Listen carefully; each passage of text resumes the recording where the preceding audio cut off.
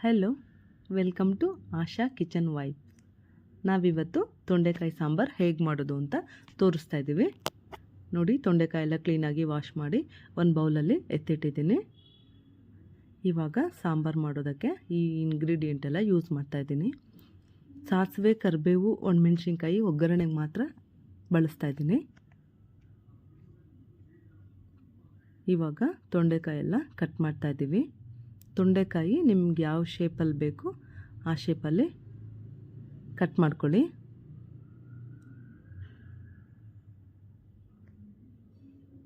ತೊಂಡೆಕಾಯಿ healthy vegetable, ಆರೋಗ್ಯಕ್ಕೆ ತುಂಬ ಒಳ್ಳೆ ತರಕಾರಿಯಾಗಿದೆ.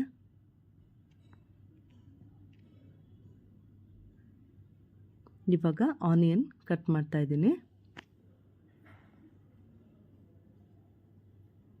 ನಾನಿಲ್ಲಿ 2 ಆನಿಯನ್ ಬಳಸಿದ್ದೀನಿ. ಆನಿಯನ್ ಎಲ್ಲ ಕಟ್ ಮಾಡಿ ಆಯಿತು. ಇವಾಗ ಟೊಮ್ಯಾಟೊ ಕಟ್ ಮಾಡ್ತಾಯಿದ್ದೀನಿ. ಟೊಮ್ಯಾಟೊನೂ ಸಹ 2 ಬಳಸಿದ್ದೀನಿ.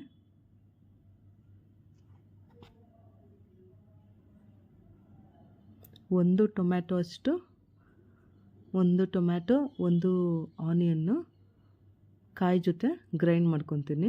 ಇನ್ನು ಒಂದು ಕ್ವಾಂಟಿಟಿಯಷ್ಟು ಟೊಮ್ಯಾಟೊ, ಈರುಳ್ಳಿನ ಒಗ್ಗರಣೆಗೆ ಬಳಸ್ತೀನಿ.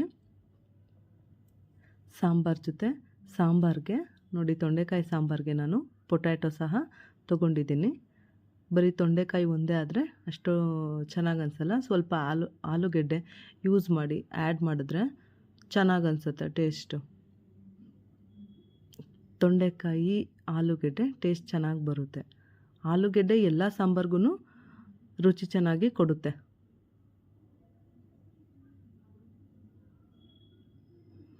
ಪೊಟ್ಯಾಟೊ ಎಲ್ಲ ಕಟ್ ಮಾಡಿ ಎತ್ತಿಟ್ಕೊತೀನಿ. ಇದಾಗಿದೆ. ಇವಾಗ ವೆಜಿಟೇಬಲ್ಸ್ ಎಲ್ಲ ಕಟ್ ಮಾಡಿ ಒಂದು ಕಡೆ ತೊಗೊಂಡಿದ್ದೀನಿ. ನೋಡಿ, ತೊಂಡೆಕಾಯಿ ಎಷ್ಟು ಚೆನ್ನಾಗಿದೆ.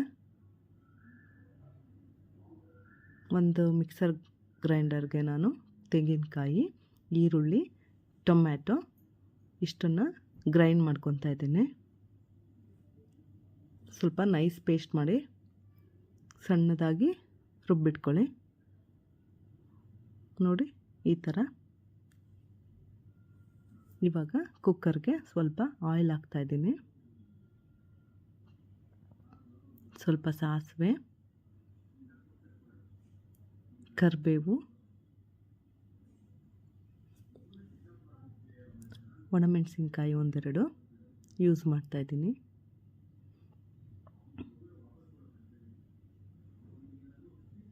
ಒಗ್ಗರಣೆ ಫಸ್ಟೇ ಹಾಕ್ತಾಯಿದ್ದೀನಿ. ನಾನು ಲಾಸ್ಟಲ್ಲಿ ಒಗ್ಗರಣೆ ಕೊಡ್ತಾಯಿಲ್ಲ, ಇಲ್ಲಿ ಫಸ್ಟೇ ಒಗ್ಗರಣೆ ಹಾಕ್ತಾಯಿದ್ದೀನಿ.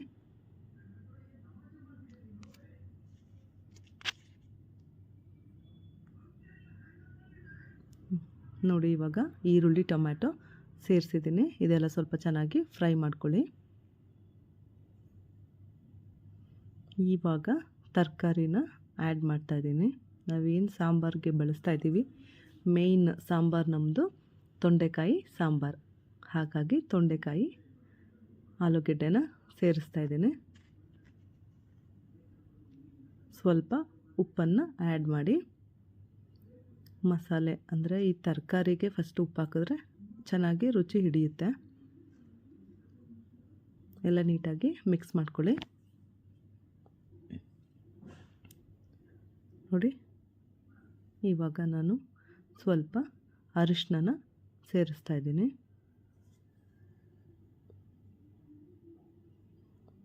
ಇಲ್ಲಿ ನಾನು 1 ಗ್ಲಾಸಷ್ಟು ತೊಗರಿಬೇಳೆನ ತೊಗೊಂಡಿದ್ದೀನಿ. ಈಗ ತೊಗರಿಬೇಳೆನ ಆ್ಯಡ್ ಮಾಡ್ತಾಯಿದ್ದೀನಿ. ನಾನು ತೊಗರಿಬೇಳೆ ವಾಶ್ ಮಾಡ್ಕೊಂಡಿದ್ದೀನಿ. ತೊಳೆದ್ಬಿಟ್ಟು ಯೂಸ್ ಮಾಡ್ತಾಯಿದ್ದೀನಿ.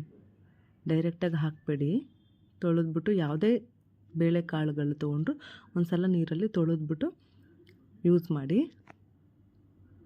ನೋಡಿ, ಎಲ್ಲ ನೀಟಾಗಿ ಮಿಕ್ಸ್ ಮಾಡಿ. ಇವಾಗ ನಾವೇನು ಪೇಸ್ಟ್ ಮಾಡಿಟ್ಕೊಂಡಿದ್ದೋ ತೆಂಗಿನಕಾಯಿ, ಈರುಳ್ಳಿ, ಟೊಮ್ಯಾಟೊ ಅದನ್ನು ಸೇರಿಸ್ತಾ ಇದ್ದೀನಿ. ಎಲ್ಲ ನೀಟಾಗಿ ಮಿಕ್ಸ್ ಮಾಡಿ ಹಾಗೆ ನಾವು ಮನೆಯಲ್ಲೇ ಯೂಸ್ ಮಾಡುವಂಥ ಸಾಂಬಾರು ಪೌಡರ್ನ ಇವಾಗ ಆ್ಯಡ್ ಮಾಡ್ತಾಯಿದ್ದೀನಿ. ಸಾಂಬಾರು ಪೌಡರ್ ಮನೆಯದನ್ನೇ ಯೂಸ್ ಮಾಡಿ, ಯಾವಾಗಲೂ ರುಚಿ ಚೆನ್ನಾಗಿ ಬರುತ್ತೆ ಸಾಂಬಾರುಗಳಿಗೆ. ಅಂಗಡಿಯಿಂದ ತರೋ ಸಾಂಬಾರು ಪೌಡರು ಮನೇಲಿ ಮಾಡೋ ಸಾಂಬಾರು ಪೌಡರ್ಗೂ ತುಂಬ ಡಿಫ್ರೆನ್ಸ್ ಇರುತ್ತೆ. ಅಷ್ಟು ಹೊರ್ಗಡೆಯಿಂದ ತರೋದು ಅಷ್ಟು ಟೇಸ್ಟ್ ಬರಲ್ಲ. ಮನೆಯಲ್ಲೇ ಮಾಡಿಟ್ಕೊಳ್ಳೋ ಅಂಥ ಸಾಂಬಾರು ಪೌಡರು ನಮಗೆ ರುಚಿ ಚೆನ್ನಾಗಿ ಬರುತ್ತೆ. ಈಗ ಎಷ್ಟು ನೀರು ಬೇಕೋ ಅಷ್ಟನ್ನು ಸೇರಿಸಿದ್ದೀನಿ.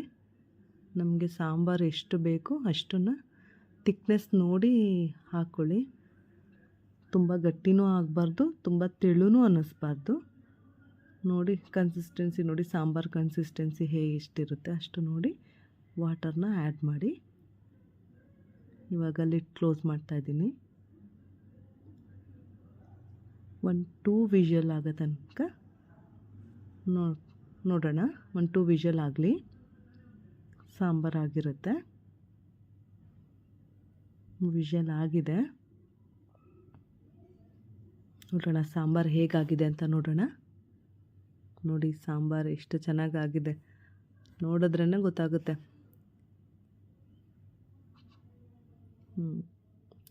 ಸಾಂಬಾರು ನೀಟಾಗಿ ಬಂದಿದೆ, ಬೇಳೆ ತರಕಾರಿ ಎಲ್ಲ ನೀಟಾಗಿ ಬೆಂದಿದೆ.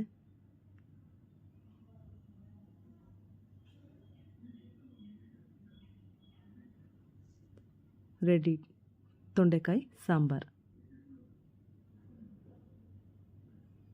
Subscribe our YouTube channel Asha Kitchen Vibe. Thank you.